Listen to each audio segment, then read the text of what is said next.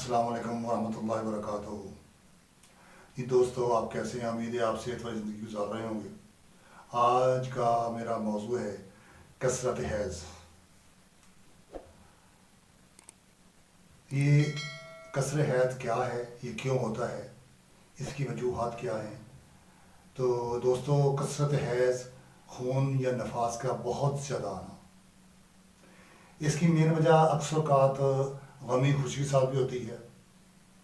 इसकी वजह ज़्यादातर रहम के मुतल्लक़ात के साथ भी होती है। इसका तल्लक ज़्यादातर बुखार, सुफरावी बुखार, टाइफाइड या कोई और बुखार जो पुराना हो उस वजह से भी ऐसा होता है।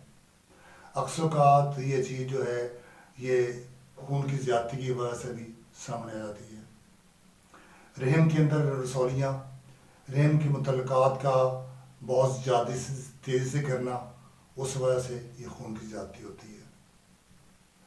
तो दोस्तों, ऐसा है कि अगर खून नॉर्मल आए, बिल्कुल सुरख हो और ये ज़्यादती हो तो थोड़ा बहुत आप कह सकते हैं खतरे की निशानी सामने आती है।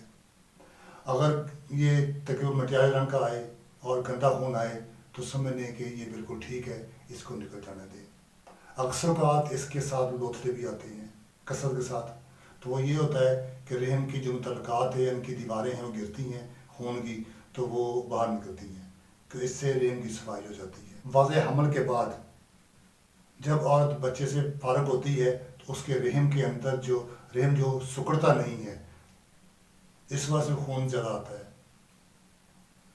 ये दाइया काम है कि जब वो उसको इस तरह से बच्चे की पैदाइश के बाद चाहिए कि उसके पेट को दबा दे ताकि जो रहम है सिकुड़ जाए। ये दोस्तों, अक्सर औक़ात जब हम ये चीज़ देखते हैं हमें ख्याल आता है कि शादीशुदा ख़वातीन में तो चीज़ है, लेकिन कंवारी बच्चियों में ये चीज़ क्यों होती है? उनको बहुत ज़्यादा गर्मी, इसके साथ लिकोरिया, उसके साथ साथ उनका ज़्यादातर ऐसी चीज़ें खाना जो कि खून को बहुत ज़्यादा गर्माइश दे दे, तो इस बात से चीज़ सामने आ जाती है। दोस्तों, जो मैं नुस्खा आपको बता रहा हूँ वो नहायत ही सस्ता है, उसे बनाएं, इस्तेमाल करें अगर आपके पास कोई ऐसा मरीज़ आए तो। बाकी नुस्खा जात मेरे वो आपके पास स्क्रीन पे आ जाएंगे। आपने ऐसा करना है कि संगजरा उम्दा 1 तोला लेनी है, गेरू 1 तोला लेनी है साफ़ सुथरी, इन दोनों का सफूफ करना है। इन दोनों को सफूफ करने के बाद कपड़ छान करना है। नहायत ही बारीक मैदा इसका होना चाहिए, इस सफूफ का।